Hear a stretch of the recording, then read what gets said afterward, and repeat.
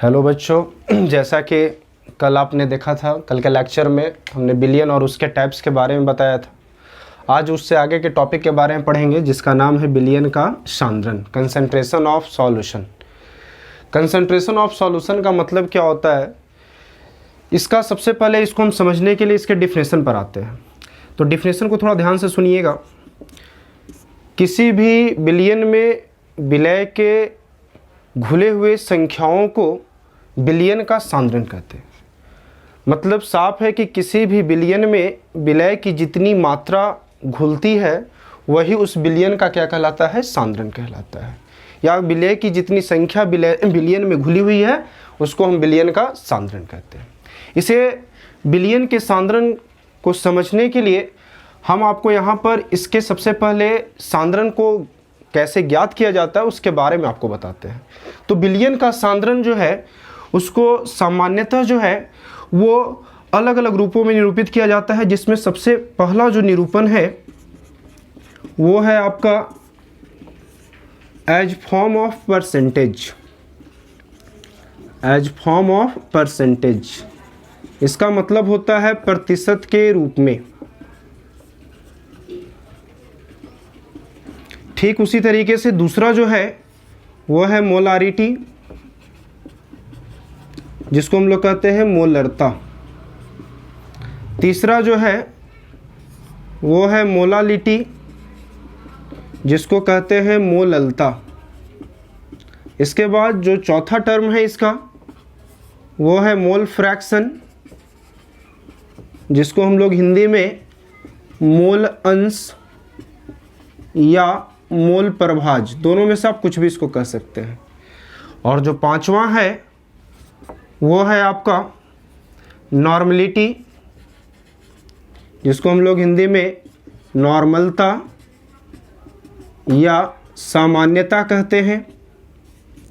और जो सबसे लास्ट कंसंट्रेशन है उसको हम लोग कहते हैं पार्ट्स पर मिलियन, जो कि छठा है पार्ट्स पर मिलियन, यानी कि इसको हम लोग हिंदी में कहते हैं प्रति मिलियन भाग। प्रति मिलियन भाग, इसको आप शॉर्ट में PPM भी कह सकते हैं। तो ये 5 कंसंट्रेशन होते हैं, यानी बिलियन के सांद्रण को इन्हीं 5 रूपों में व्यक्त किया जाता है, जिसे हम अभी बारी बारी से इसी को डिफाइन करते हैं और इसके फॉर्मूला को बताएंगे और एक लास्ट में आपको हम इस पर न्यूमेरिकल करा देंगे।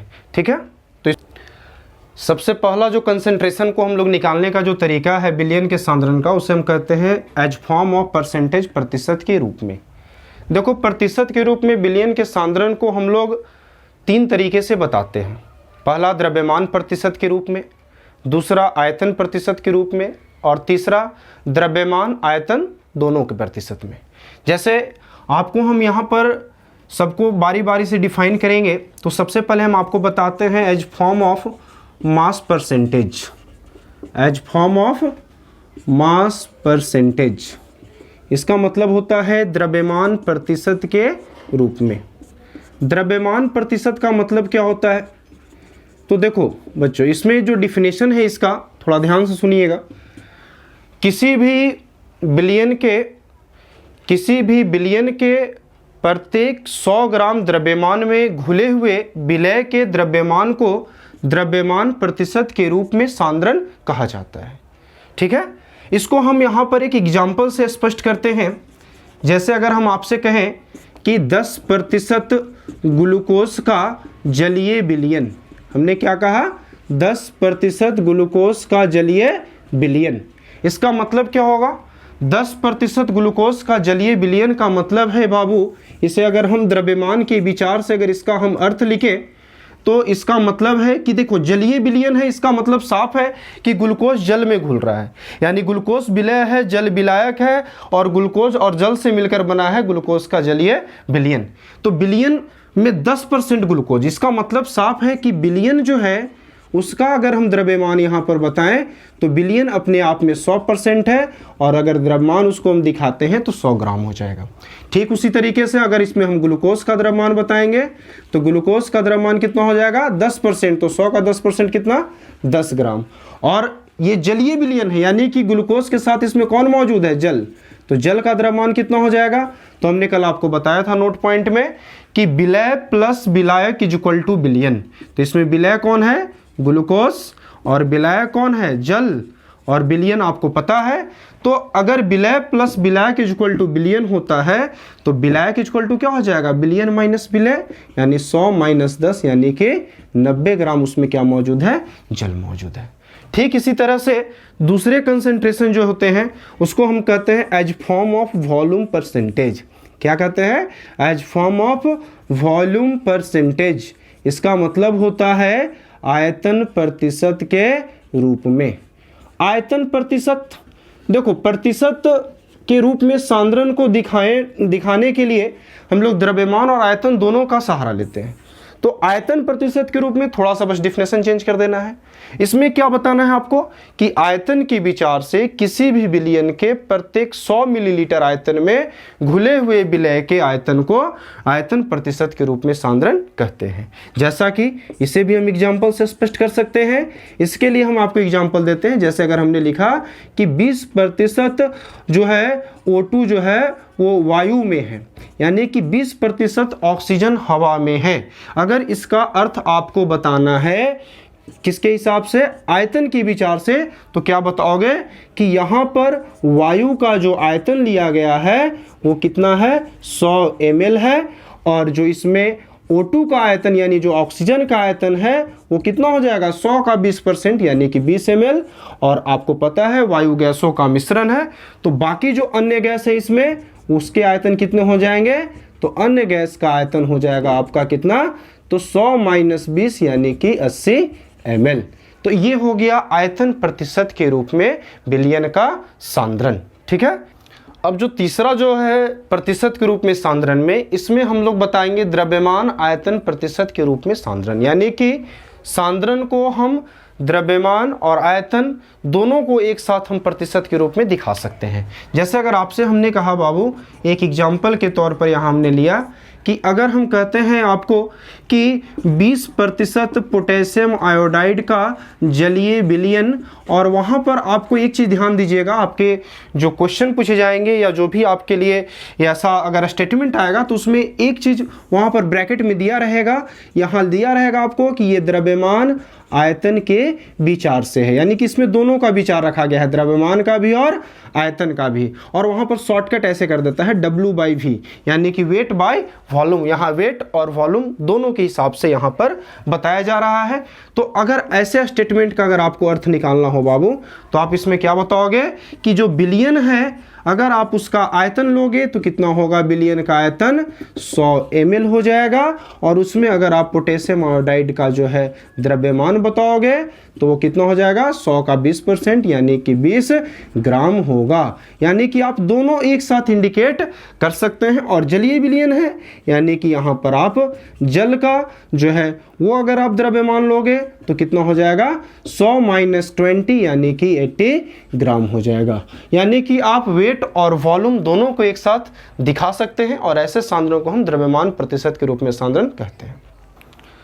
अब जो है कंसंट्रेशन का जो सांद्रण विलयन का सांद्रण होता है उसका दूसरा टर्म हम आपको मोलरता के बारे में बताने जा रहे हैं। मोलरता का जो सबसे पहले डिफिनेशन होता है बाबू, उसको आप समझ लेंगे अच्छे से, जो है नोट भी कर लेंगे। किसी भी विलयन के प्रति लीटर आयतन में, किसी भी विलयन के प्रति लीटर आयतन में घुले हुए विलय के मोलों की संख्या को विलयन की क्या कहते हैं, मोलरता कहते हैं। ठीक है, इसे हम किससे, तो इसे हम कैपिटल M के द्वारा इसको हम संकेत करते हैं या निरूपित करते हैं। और इसका जो मात्रक होता है बाबू वो होता है मोल प्रति लीटर। इसको जनरली हम लोग कभी कभी क्वेश्चन को मोल प्रति मिलीलीटर में भी दिया रहता है, लेकिन जब न्यूमेरिकल बनाएंगे तो आप एक चीज ध्यान रखेंगे, मोल प्रति लीटर का इस्तेमाल करेंगे। तो मोलरता का इस प्रकार से सूत्र क्या बनता है, मोलरता बराबर विलय के मोलों की संख्या बटा विलयन का आयतन, यानी कि मोलरता का जो फॉर्मूला है वो होगा विलय के मोलों की संख्या बटा विलयन का आयतन। तो देखिए यहाँ ये फॉर्मूला है, हमें न्यूमेरिकल बनाना होता है तो उसके लिए हमें क्या करना होता है, इसका एक शॉर्टकट फार्मूला निकालना होता है। इसके लिए हमने देखिए यहाँ पर आपको एक व्यंजक दिया, एक्सप्रेशन दिया है। इस एक्सप्रेशन में हमने लिखा है कि माना कि किसी विलयन के भी लीटर आयतन में किसी विलय का अगर 1 ग्राम द्रव्यमान या मात्रा घुला हुआ है तथा उस विलय का आणविक द्रव्यमान अगर W ग्राम है, तब सबसे पहले हमें क्या निकालना है, मोलरता निकालने के लिए विलय के मोलों की संख्या। और आपने पढ़ा है 11 से मोल कॉन्सेप्ट से पढ़ा है कि विलय के मोलों की संख्या जो होती है वो होता है विलय का दिया गया मात्रा या द्रव्यमान बटा विलय का आणविक द्रव्यमान। तो यहाँ हमने विलय का मात्रा A माना है और यहाँ पर विलय का मात्रा हमने A पुट कर दिया। विलय का आणविक द्रव्यमान कितना होता है, W ग्राम हमने माना है यहाँ पर, तो A बटा W यहाँ पर क्या हो गया, विलय की मोलों की संख्या। और अब हमें क्या निकालना है, मोलरता। तो जैसा कि आप जानते हैं कि मोलरता निकालने के लिए विलय के मोलों की संख्या बटा विलयन का आयतन की आवश्यकता है। तो विलयन का आयतन हमने शुरू में ही मान लिया कितना, V लीटर आयतन। तो क्या हो जाएगा मोलरता का फॉर्मूला, A बटा W बटा V, और मोलरता को कैपिटल M से दिखाते हैं तो फॉर्मूला बनेगा M बराबर A बटा W गुना V। ये है मोलरता का फॉर्मूला। जैसा कि इसके पहले आपने पढ़ा मोलरता कंसंट्रेशन, अब जो तीसरा कंसंट्रेशन है विलयन का वो है मोललता। मोललता जो वर्ड है बाबू वो मोलरता का बिल्कुल सिमिलर है, दोनों में डिफरेंस भी अक्सर पूछा जाता है कि मोलरता और मोललता में क्या अंतर है। तो देखो मोललता का जो डिफिनेशन है सबसे पहले वो नोट कर लेंगे। ये किसी विलायक के द्रव्यमान से निकलता है, यानी विलयन के द्रव्यमान पर ये निर्भर नहीं करता। यानी कि इसका जो डिफिनेशन बनता है कि किसी विलायक के प्रति केजी द्रव्यमान में घुले हुए विलय के मोलों की संख्या को विलयन की क्या कहते हैं, मोललता कहते हैं, यानी उसको हम मोलालिटी कहते हैं। तो मोललता को जो हम किससे दिखाएंगे, तो इसका संकेत होता है स्मॉल m, इसको स्मॉल m से दिखाएंगे, कैपिटल M से मोलरता को। और इसका जो एसआई मात्रक होता है वो आप दिखाओगे मोल प्रति केजी, यानी ये लीटर में नहीं निकलता, आयतन में नहीं निकलता, इसका ना द्रव्यमान से होता है, तो मोल प्रति केजी या मोल प्रति ग्राम। लेकिन याद रखेंगे आपका जो न्यूमेरिकल्स होता है वो मोल पर केजी में ही ज़्यादा होता है। ठीक है, तो इसका सूत्र बनता है मोललता का, मोललता बराबर विलय के मोलों की संख्या बटा विलायक का द्रव्यमान। अब हम इसका एक्सप्रेशन बताते हैं, इसका शॉर्टकट फार्मूला बताते हैं जिससे आप आसानी से इसके न्यूमेरिकल्स में बना सके। तो हमने क्या किया, सबसे पहले मान लिया है कि किसी विलायक के 20 केजी द्रव्यमान में विलय का 1 ग्राम द्रव्यमान घुला हुआ है तथा विलय का आणविक द्रव्यमान कितना है, W ग्राम है। तो सबसे पहले ठीक वैसे ही जिससे पहले निकाले थे, विलय के मोलों की संख्या बराबर क्या लिखेंगे, विलय का दिया गया द्रव्यमान या मात्रा बटा विलय का आणविक द्रव्यमान, यानी कि विलय के मोलों की संख्या बराबर हो जाएगा A बटा W। ठीक है, और जो मोललता निकलेगा उसके लिए आपको फॉर्मूला है विलय के मोलों की संख्या। तो विलय के मोलों की संख्या कितना आया है यहाँ पर, A बटा W, तो इसको हमने पुट कर दिया A बटा W, और बटा विलायक का द्रव्यमान हमने कितना माना है यहाँ पर, B kg, तो हमने कर दिया A बटा W बटा B। और मोललता को स्मॉल m से दिखाते हैं तो स्मॉल m बराबर हो गया A बटा W गुना B। इसे नोट कर लें, ये मोललता का फॉर्मूला है।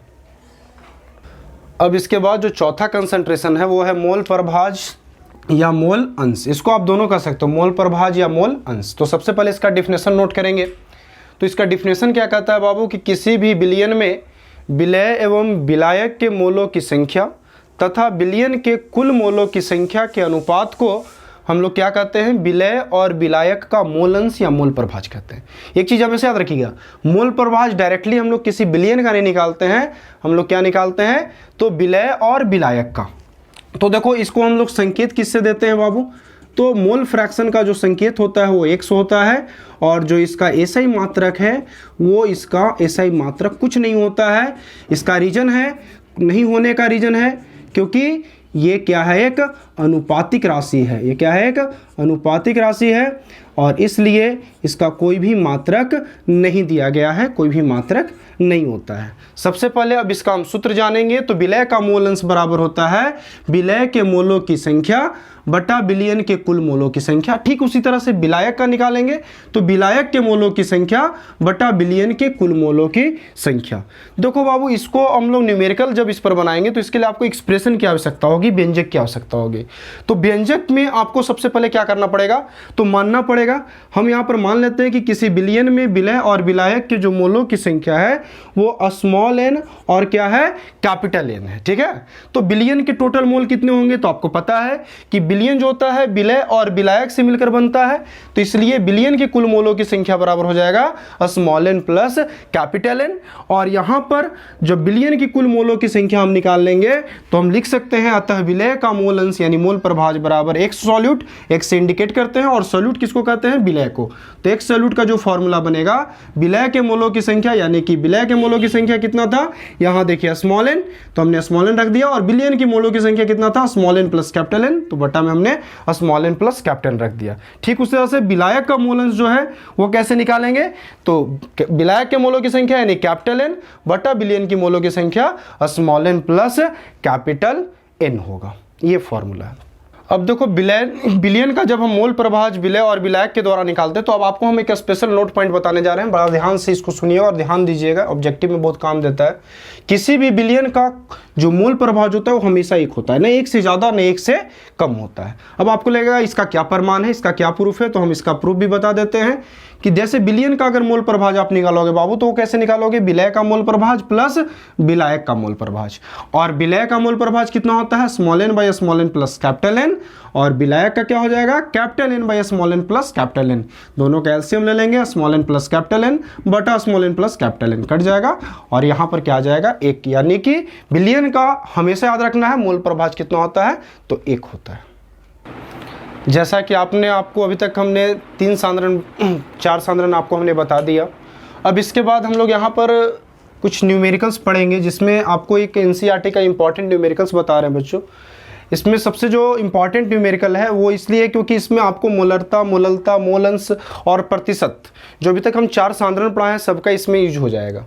तो सबसे पहले हम यहाँ देखते हैं कि यहाँ ने क्वेश्चन जो हम सबसे पहले लिखा है कि 10% ग्लूकोज का जलीय विलयन द्रव्यमान के विचार से उसका घनत्व दिया गया है 1.202 ग्राम पर मिलीलीटर, और कहता है कि तब इस विलयन का क्या निकालना है, आपको मोललता, मोलरता और मोल अंश निकालना है। तो सबसे पहले बाबू इस क्वेश्चन को बनाने के लिए हम क्या करेंगे यहाँ पर कि सबसे पहले हम लिखेंगे कि इस स्टेटमेंट का अर्थ क्या है, 10% ग्लूकोज का जलीय विलयन, इसका अर्थ क्या है। तो इसका अर्थ सबसे पहले लिखेंगे हम द्रव्यमान के विचार से, तो क्या होगा, तो सबसे पहले विलयन का द्रव्यमान 100 ग्राम, ठीक उसी तरह से, और ग्लूकोज का उसमें, यानी ग्लूकोज यहाँ पर विलय के रूप में मौजूद है, तो उसका द्रव्यमान कितना, 10 ग्राम। विलय के द्रव्यमान को स्मॉल ए मानते हैं, इसलिए यहाँ पर स्मॉल ए बराबर कितना हो जाएगा, 10 ग्राम। ठीक उसी तरीके से जल का द्रव्यमान, जिसको हम लोग विलायक कह सकते हैं, और उसका द्रव्यमान को हम लोग बी मानते हैं, बी का कितना हो जाएगा जो है द्रव्यमान, तो 100 - 10 यानी कि 90 ग्राम। और यहाँ पर सबसे जो इंपॉर्टेंट चीज़ है वो कि आपको जो विलय है ग्लूकोज, उसका आपको आणविक द्रव्यमान लाना होगा, जिससे आप मोलरता और मोललता दोनों निकाल पाएंगे।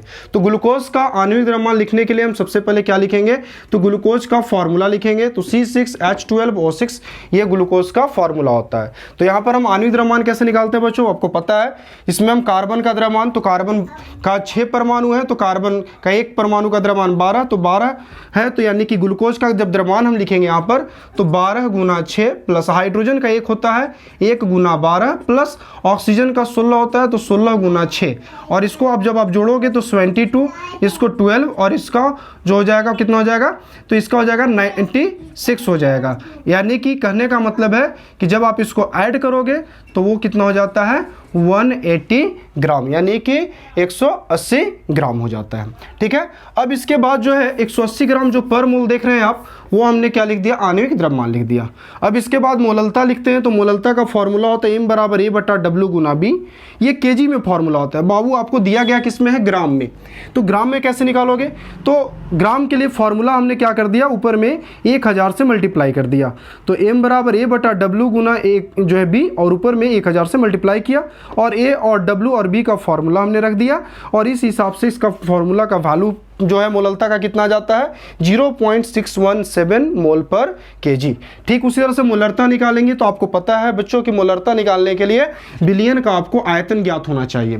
तो विलयन का आयतन आप कैसे निकालोगे, तो विलयन का देखो द्रव्यमान दिया हुआ है और क्वेश्चन में घनत्व दिया हुआ है, तो हमने क्या किया, द्रव्यमान बटा घनत्व कर दिया। जैसा कि आपको पता है डेंसिटी बराबर होता है मास बाई वॉल्यूम, तो यहाँ से वॉल्यूम बराबर क्या हो जाएगा, मास बाई डेंसिटी। इस फॉर्मूला से हमने यहाँ पर इस इस बिलियन का आयतन निकाल लिया, तो 100 बटा कितना घन तो 1.202 तो हमने रख दिया, यानी कि उसका जो वैल्यू आता है 83.33 ml आ जाता है।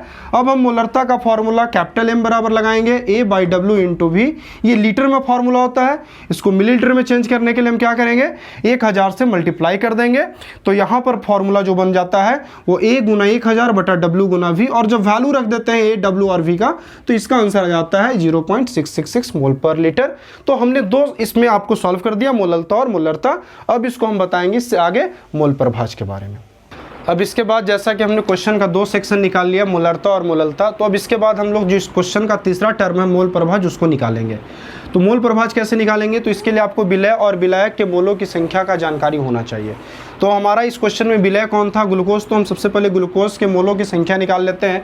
तो स्मॉल n बराबर क्या हो जाएगा बाबू, तो विलय का आणविक द्रव्यमान बटा विलय का दिया गया द्रव्यमान बटा विलय का आणविक द्रव्यमान। तो विलय यानी ग्लूकोज का दिया गया द्रव्यमान क्वेश्चन में 10 है और 180 उसका आणविक द्रव्यमान आता है, तो 1/18 मोल हो जाएगा। ठीक उसी तरह से जल के मोलों की संख्या निकालना है, यानी विलायक के मोलों की संख्या यानी कैपिटल N, तो क्या हो जाएगा, तो विलायक का जो है दिया गया द्रव्यमान बटा आणविक द्रव्यमान, तो विलायक का दिया गया द्रव्यमान 90 था और 18 जो है जल यानी H2O का क्या आ जाता है आणविक द्रव्यमान आ जाता है, तो ये 5 मोल, यानी कि स्मॉल n बराबर 1/18 मोल, कैपिटल N बराबर 5 मोल। तो यहाँ से हम लिखेंगे ग्लूकोज का यानी सबसे पहले विलय का मोल प्रभाज या मोल अंश बराबर, तो यानी कि small n by small n plus क्या हो जाएगा कैपिटल N, और इस फॉर्मूला पे हम रख देंगे जब वैल्यू को, तो 90/91 यानी कि 0.99 जो है वो किसका आ जाएगा, तो ग्लूकोज का मोल फ्रैक्शन हो जाएगा। और ठीक उसी तरह से अगर हम जल का निकालेंगे तो विलायक का जो मोल प्रभाज होगा या जो मोल अंश होगा वो कैसे निकालेंगे, capital N by small n plus capital N, यानी कि यहाँ पर जब हम वैल्यू रख देंगे तो यानी कि 5/1/18 प्लस 5 यानी कि 1/91 यानी कि 0.01, ये है आपका जल का मोल प्रभाज। तो ये क्वेश्चन में हमने आपको तीनों बता दिए, मोलरता, मोललता और मोल प्रभाज। तो आप लोगों को ऐसे जितने भी न्यूमेरिकल्स होंगे बुक्स वगैरह में आप उसे सॉल्व कीजिएगा, और जो क्वेश्चन आपसे सॉल्व नहीं होगा उसे आप हमारे कमेंट बॉक्स में डाल दीजिएगा। मैं उसके न्यूमेरिकल को आपको जो है नेक्स्ट वीडियो में जो है सॉल्यूशन भी कर दूंगा, और आगे कोई भी टॉपिक में जो भी प्रॉब्लम्स होगा आप ऐसे ही कमेंट बॉक्स में अपना जो है क्वेश्चंस या सुझाव अपना डालते रहें। और इस लेक्चर के लिए अभी तक ये जो हमने बताया मोलरता, मोललता, मोल प्रभाज, और इस पर एक जो न्यूमेरिकल, इसको आप लोग ध्यान से पढ़ेंगे। Thank you.